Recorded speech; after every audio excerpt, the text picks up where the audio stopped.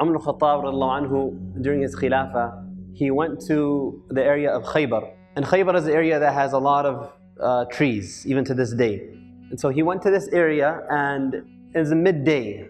And so he sat leaning against a tree under its shade, and he was taking his qaylula there. Amir al-Mu'mineen, the leader of the whole ummah, and he's taking qaylula underneath a tree. And so he fell asleep. And a woman from the Arab was in the area and saw amongst all of the people, she saw Umar al-Khattab anhu sitting down, not knowing who he is. And so the narration says she comes to him, فَمَسَّتْ قَدَمَهُ. She tried to wake him up by touching his feet. So Umar al-Khattab wakes up and he sees this lady, and so he says, مَا لَكِ مَا حَاجَتُكِ يَا أَمَةَ اللَّهِ. Like, what's going on? What's your need, O servant of Allah? And so she responds by first saying, تَوَسَّمْتُ فِيكَ الْخَيْرِ.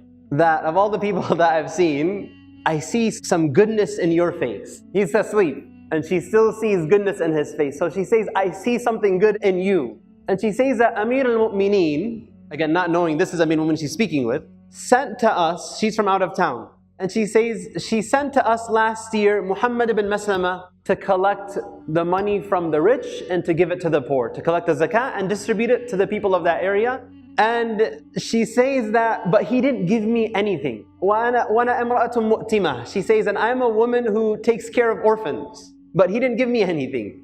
And so she says, the news has reached us that Amir al-Mu'mineen is again sending the same man, Muhammad ibn Maslama, to our area again to collect the zakah and give it again. And so I'm afraid I'm not going to get the zakah a second time in a row, you know. So she says, this is where she said at the beginning, تَوَسَّمْتُ فِيكَ الْخَيْرِ. I see some goodness in you. She's saying, so can you come with me to Muhammad ibn Maslama? Come with me to him and let's talk to him. So that way, inshallah, when he comes in the coming year, he'll make sure he doesn't leave me out, right?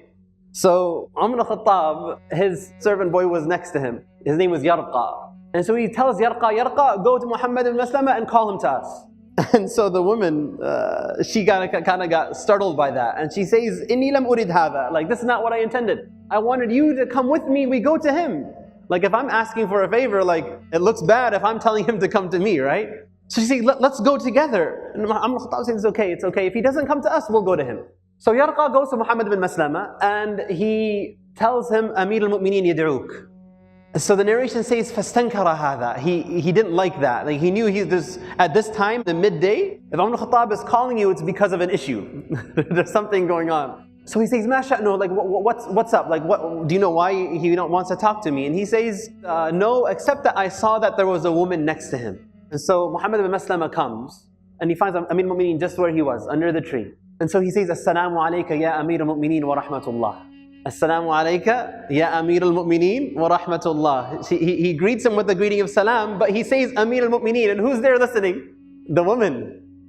So when she heard Amir al-Mu'mineen, the narration says, فَاسْتَحْيَتْ وَجَمَعَتْ عَلَيْهَا ثِيَابَهَا. It's like, let's say you go to talk to somebody, your shirt's kind of like untugged and you're unbuttoned and whatnot. So when she realized she's in front of Amir al-Mu'mineen himself, she kind of like fixed everything up and took a step back. And so then Amir al-Mu'mineen begins addressing Muhammad ibn Maslama. And he says, أَتَدْرِي كَيْفَ كُنَّا وَأَنْتُمْ قَبْلَ الْإِسْلَامِ. Do you know how we and you were before Islam? And Muhammad ibn Maslama, he knows he's in trouble. He says, Ya Amir al-Mu'mineen, la ta'jal alay. Oh Amir al-Mu'mineen, don't rush to judgment. And then he says, كُنَّا أَكَلَةَ رَأْسٍ وَالْأَعْرَبُ جَمِيعًا عَدَاؤُنَا. We were a very small number and we were poor and all of the Arabs around us were enemies to us. And he says, Ya Amir al-Mu'mineen, la ta'jal alay. Oh Amir al-Mu'mineen, don't rush to judgment. Just give me a chance. And he says, and I sent you last year to collect the money from the rich and to give to the poor, and you didn't give this woman anything? And then he says, Amir al-Mu'mineen, if that's the case, let me tell you something. It was not intentional. Either أخطأتها, I missed her, I just messed up, or maybe she didn't even come to me in the time when I was there. But it wasn't intentional. Umar al-Khattab anhu tells him, then in the coming year, this year when you are going to go there, make sure you give her the zakah from last year and the zakah from this year as well. And then he tells the woman, Ilhaqi ila Khaybar, go to Khaybar and we will amur laki, I am going to give you as well something now to go back to where you came from. So this narration is very interesting, but there's just a couple points I wanted to mention from it. And the first is the mercy and the lutf of Allah. The mercy of Allah. I mean, this woman is in a land she doesn't know anyone in.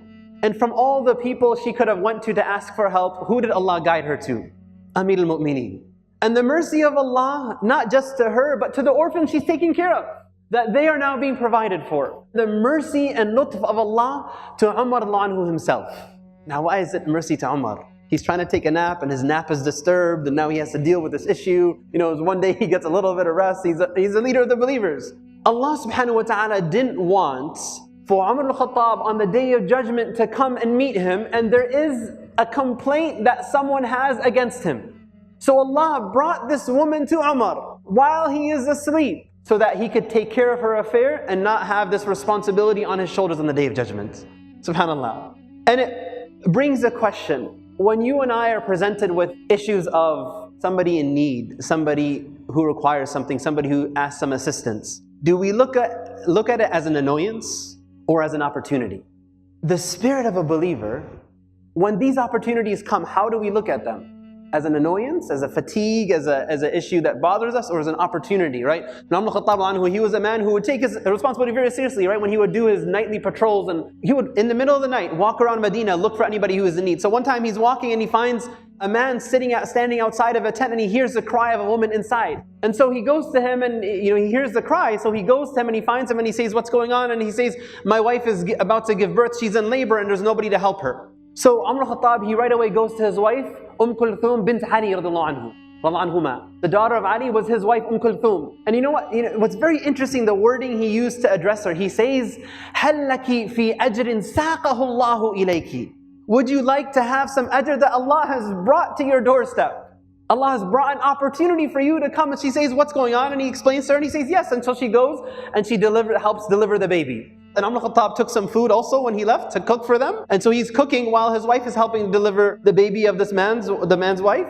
And then Kulthum comes out from the tent and says, tell your friend that, his wife gave birth. But he says, Amir al-Mu'mineen, tell your friend. The man didn't know that was Amir al-Mu'mineen. Right? And so when he realized that, he was again shocked. But the point being, هَلْ لَكِ مِنْ فِي أَجْرٍ سَاقَهُ اللَّهُ إِلَيْكَ. There's an opportunity Allah has brought to your doorstep for some ajr. Do you want to take advantage of it? So brothers and sisters, Allah subhanahu wa ta'ala presents to us opportunities throughout our lives.